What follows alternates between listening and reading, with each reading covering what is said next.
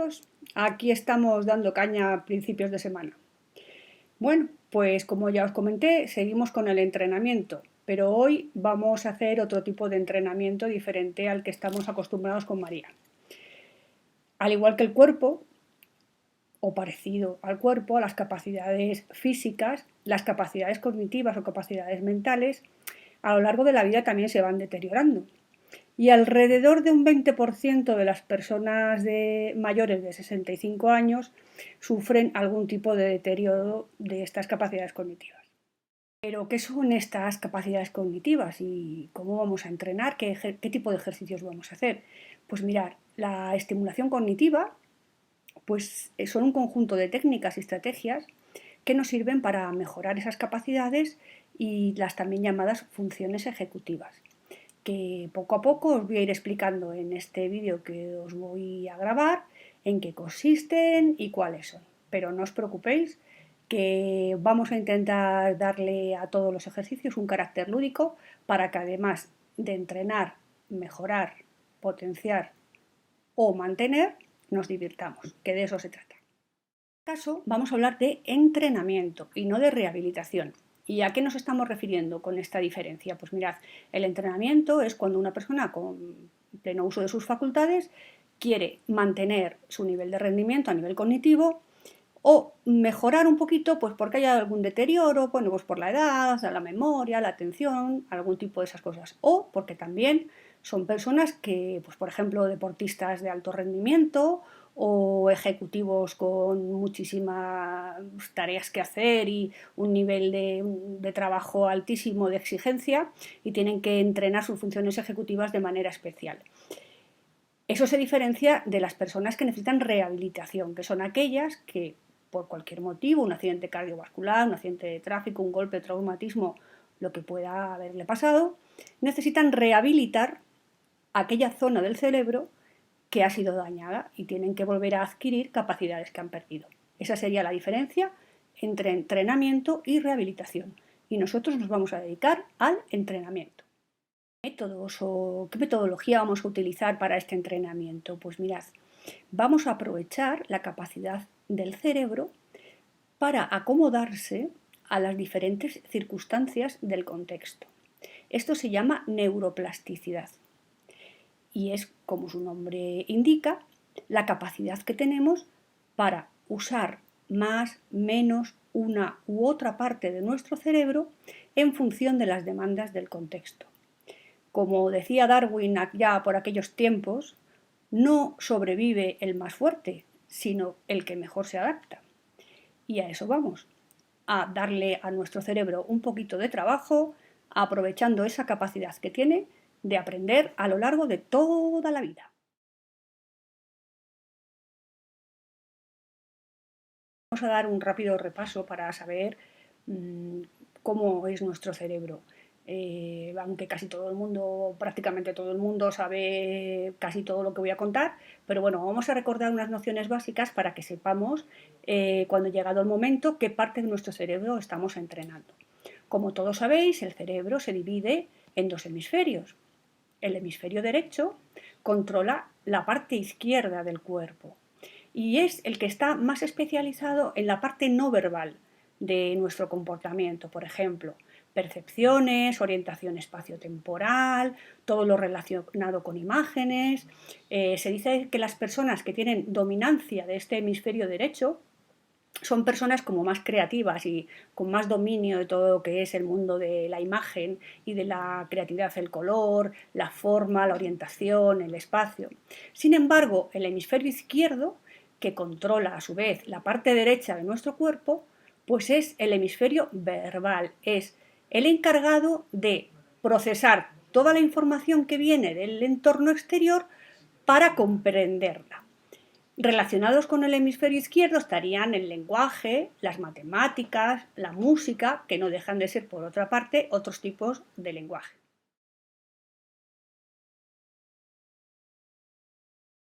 Dividido en dos hemisferios, el derecho y el izquierdo, tiene varias partes, a las cuatro grandes partes las vamos a llamar lóbulos. No vamos a entrar en detalles de otras partes del cerebro. Simplemente quiero que os quedéis con cómo se llaman estos 4 grandes lóbulos que hay en nuestro cerebro y para qué sirve cada uno. Es el lóbulo frontal, el lóbulo temporal, el lóbulo parietal y el lóbulo occipital. Mirad, ahora os voy a contar para qué sirve.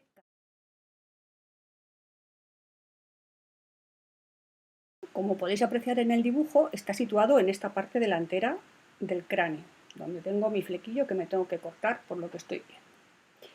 Esta parte del cerebro, el lóbulo frontal, se encarga de controlar, es el que va a coordinar, a planificar, a secuenciar y a ejecutar nuestras acciones y a controlar nuestra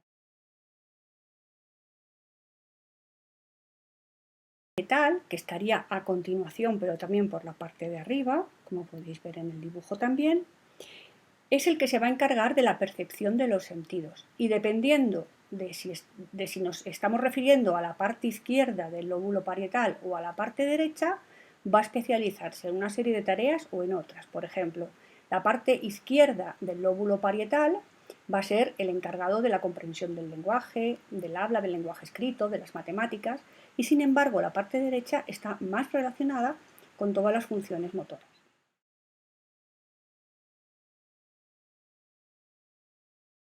Están situados a los 2 lados de nuestro cerebro. Y para que nos entendamos, estoy simplificando mucho la información, tampoco quiero que alguien venga y me diga no es exactamente lo que estás diciendo, pero para que nos entendamos, en los hemisferios temporales está ubicada la audición, también el olfato, y se encarga de que recordemos las palabras, de que recordemos el nombre de las cosas, para qué sirven los objetos y toda aquella memoria que no está relacionada con lo visual, ¿vale? Que es por asociación de conceptos, por memoria auditiva o por otro tipo de asociaciones que no sean la visual. Están localizados en los lóbulos temporales.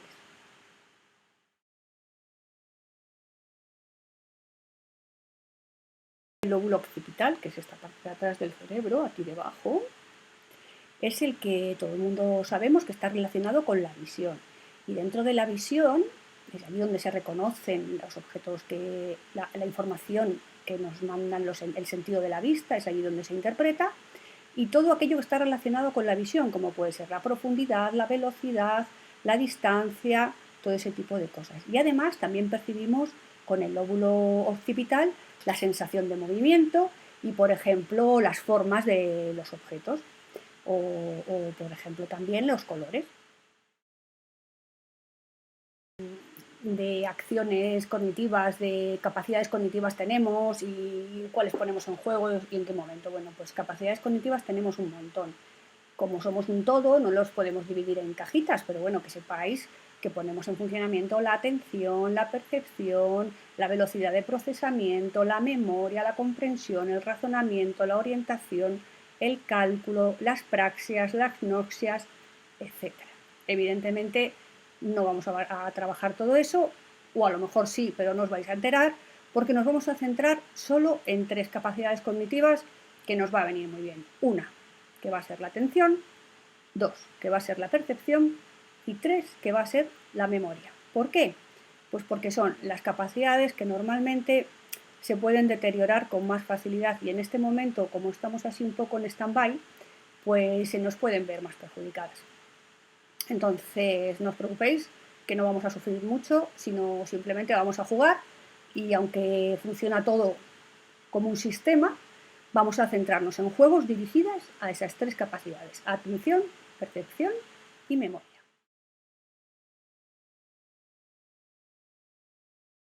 Vamos a empezar entonces jugando a juegos que estimulen nuestro nivel de atención. ¿Y qué es la atención? La atención es la capacidad de concentrarse o de mantener el estado de alerta hacia un estímulo relevante y que no interfieran otros estímulos y nos distraigan de esa focalización o ese mantenimiento en estado de alerta que tenemos que tener. ¿De qué va a depender esta atención? Pues dependerá sobre todo de 2 cosas. En primer lugar, hay factores extrínsecos ajenos a nosotros, como que son factores propios del estímulo, como por ejemplo el tamaño las cosas grandes nos llaman la atención, más a lo mejor que las pequeñas. La posición normalmente también depende mucho de la dominancia visual. Si nosotros tenemos una dominancia visual del ojo derecho, pues nos van a llamar la atención todas las cosas que están a la izquierda y normalmente a la altura de la vista, ni por debajo ni por encima. Y si tenemos una dominancia del ojo izquierdo, nos van a llamar más la atención las cosas que están a la derecha y a la altura de los ojos, ni por encima ni por abajo. También influye el color, los colores llamativos nos llaman la atención, a no ser que tengamos un daltonismo que confundamos ciertos colores y nos parezcan todos pardos. La intensidad, por ejemplo, a la hora de los estímulos sonoros, ¿qué estímulos nos llaman la atención? Los más intensos nos impactan. La complejidad del estímulo, si un estímulo es muy complejo, quizá nos produzca fatiga y abandonemos antes ese estado de alerta. La relevancia que tenga para nosotros, si es un tema que nos interesa o no, y la novedad. Es muy importante no caer en el aburrimiento. Todos esos factores son ajenos a nosotros, son propios del estímulo que se nos presenta. Esto quiere decir que cuando presentemos los juegos a nuestros compañeros, a nuestros familiares, a nuestros hijos, a nuestros mayores, tendremos que tener en cuenta que esos estímulos cumplan estas condiciones para que sean atractivos. Y luego hay otra serie de factores intrínsecos, internos a nosotros, que condicionan ese estado de atención. ¿Y cuáles son? Pues evidentemente hay diferentes horas del día en las que nos sentimos más cansados, estamos fatigados, tenemos sueño. Bueno, pues no son las mejores horas para elevar ese estado atencional. Por eso cuando los niños ya llegan a la curva del declive, nosotros venimos del trabajo cansados de trabajar, no es el mejor momento para ponerse a hacer tareas que requieran mucha atención. ¿Qué más factores intrínsecos van a influir en esa atención que prestemos? Pues las probabilidades que tengamos de tener éxito en ese juego, en ese reto que se nos proponga. Si lo vemos fuera de nuestro alcance completamente, no vamos a poner ningún interés y nos vamos a rendir enseguida. Tiene que tener ese peldaño que podamos subir, de uno en uno, sin tener que hacer excesivamente esfuerzo, que nuestro cerebro es muy traicionero y como tenga que hacer mucho esfuerzo, nos dice, mira, déjalo para otro día, que hoy no es el mejor momento. ¿Y qué más? Bueno, pues el interés que nos pueda generar. Por eso tenemos que despertarlo y motivar, pues a hacer algo creativo y darle siempre esa pizca de emoción al juego para que el estado de alerta se nos, al menos en un inicio, se nos motive y preste atención a lo que le vamos a proponer. Igual que hay diferentes factores que dificultan, favorecen la atención, el proceso atencional, también tenemos que tener en cuenta que hay distintos tipos de atención y las vamos a intentar trabajar todas. Vamos a empezar por la atención selectiva. ¿Y qué es la atención selectiva? Pues es la capacidad que tenemos de prestar atención al estímulo que se nos dice o que necesitamos y tenemos también al mismo tiempo la capacidad de inhibir todos aquellos. Es decir, no nos tenemos que distraer con ningún otro ni pueden interferir en nuestro proceso atencional selectivo.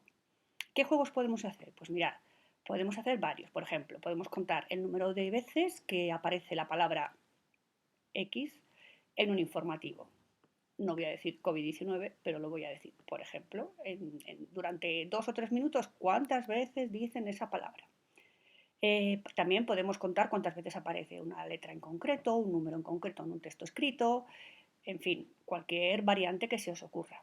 También podemos, para trabajar atención selectiva, si nos gusta la música, cualquier tipo de música, popular, folclórica, cualquier tipo de música, a ver si podemos distinguir un instrumento en concreto que aparezca en esa melodía o cuántas voces aparecen, si hay varias voces. A la gente mayor que le gustan las canciones a lo mejor un poco más tradicionales, bueno, pues que distingan pues, si hay una guitarra, si hay un piano, si hay un arpa, si hay un violín, en fin, cada uno que se acomode a sus diferentes circunstancias. Es un buen ejercicio de entrenamiento de atención. Uno que es muy, o por lo menos en mi época, cuando mis hijos eran pequeños, utilizábamos mucho, era el famoso Encuentra a Wally. Teníamos que buscar a un personaje con una camiseta de rayas rojas y blancas en un amasijo de imágenes todas parecidísimas. Ese es otro buen ejercicio de atención selectiva. Encontrar una imagen, una figura que está escondida entre un montón de imágenes similares. Podéis encontrar infinidad de juegos de estos en Internet. Otro juego que viene muy bien son las sopas de letras. Tenemos que inhibir todas aquellas letras que nos están interfiriendo y buscar las palabras que se nos dice en concreto. Estos juegos les gusta mucho. ¿Qué más? Pues el veo, por ejemplo. No tiene por qué empezar por una sílaba, como lo hacemos con los pequeños para adquirir conciencia fonológica, por ejemplo. Pues son el veo, pues que tenemos que encontrar un objeto, veo, un objeto que sirve para o que tiene tal característica, color, tamaño, forma, lo que vosotros queráis. También podéis ser que empiece por la letra la que vosotros queráis, no tiene que ver.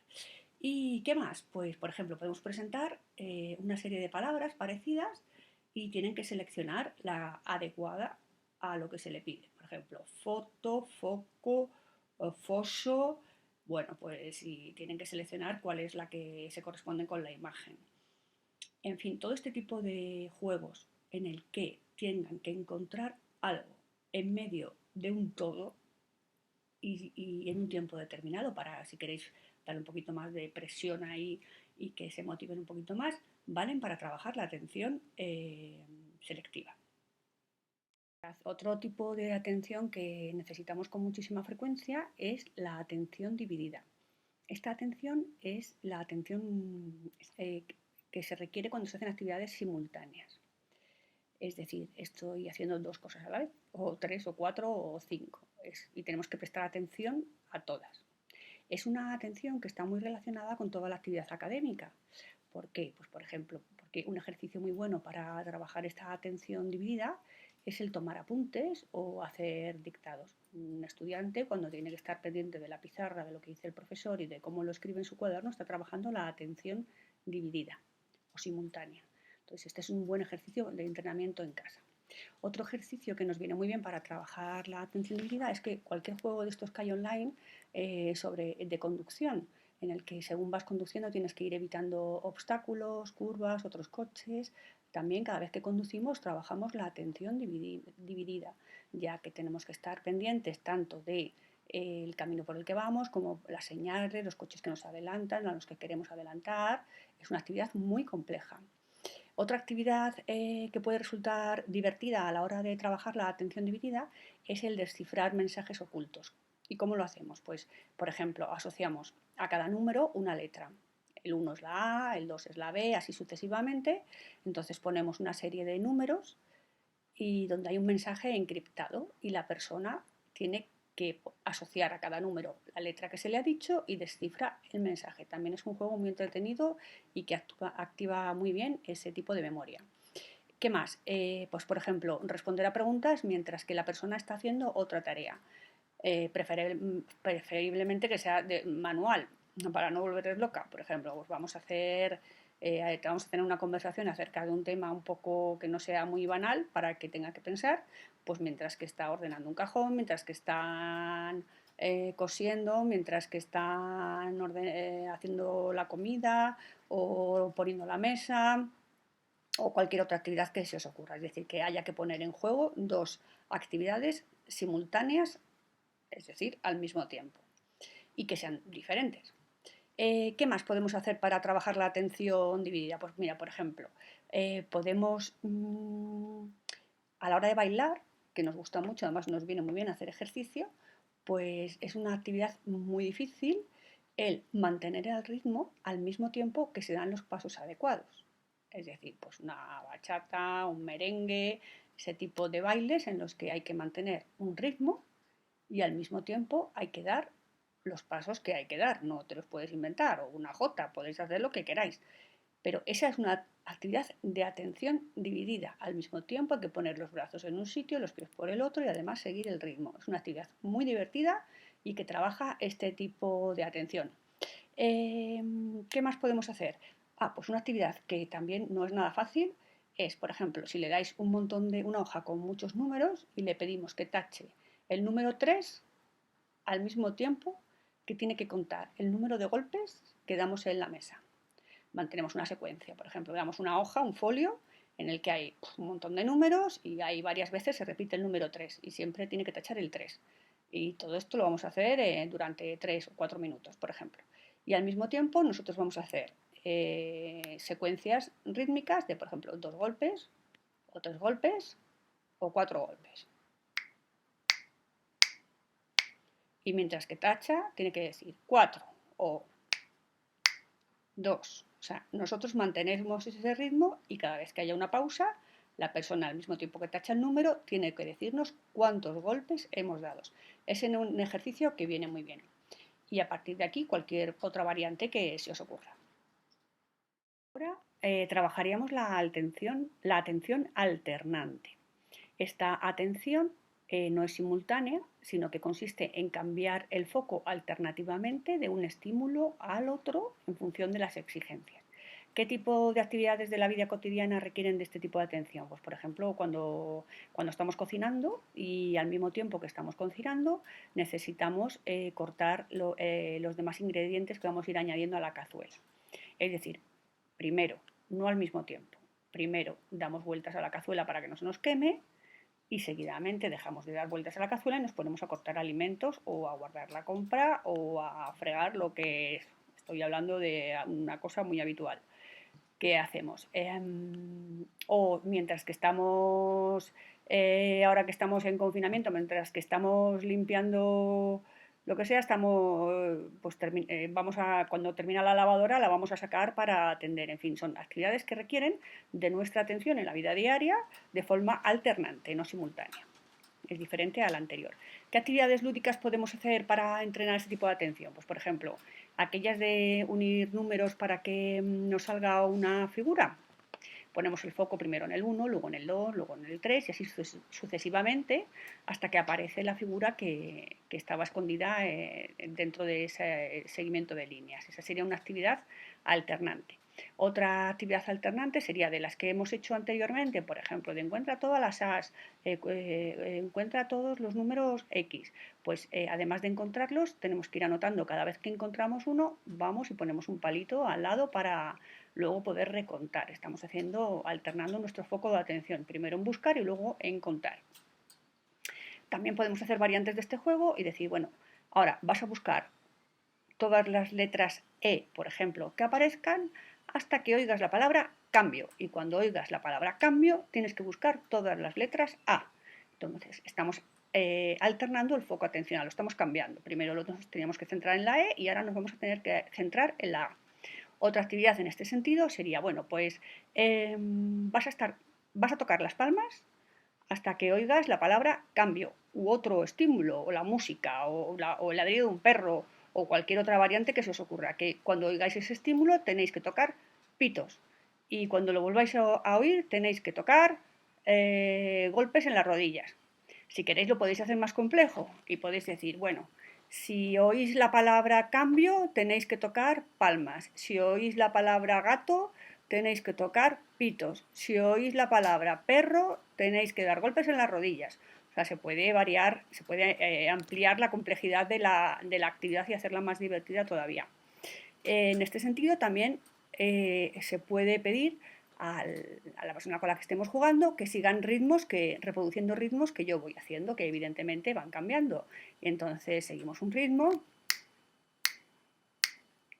que tiene que ir reproduciendo y de repente lo cambiamos. Y volvemos a cambiar. Estamos alternando el foco de atención.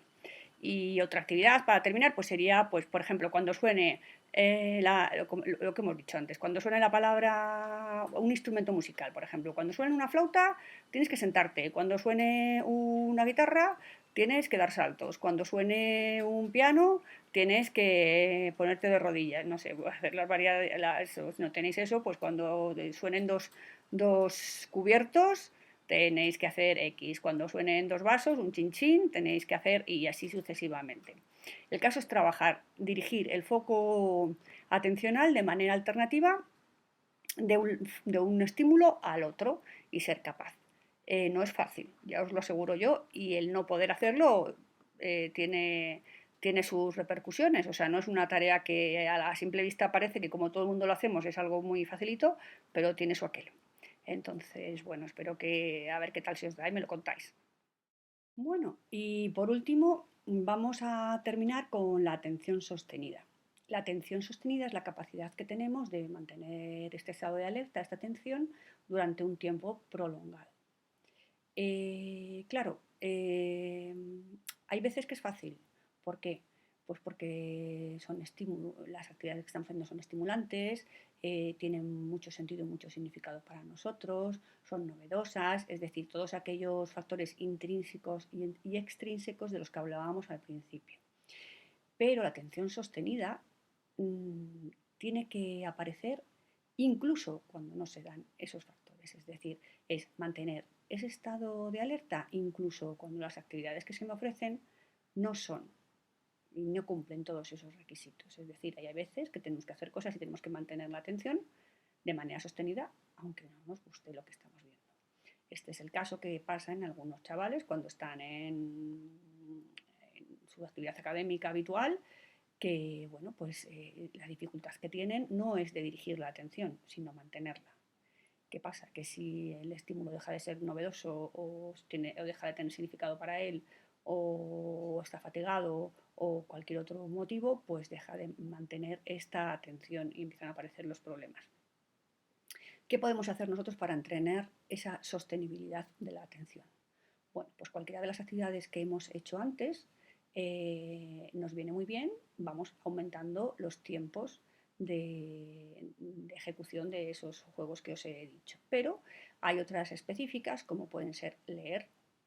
Leer es una actividad que vamos, no lees 5 minutos, o sea, estás un tiempo sostenido leyendo y que, efectivamente comprendiendo lo que estás leyendo. Es una buena actividad de atención sostenida.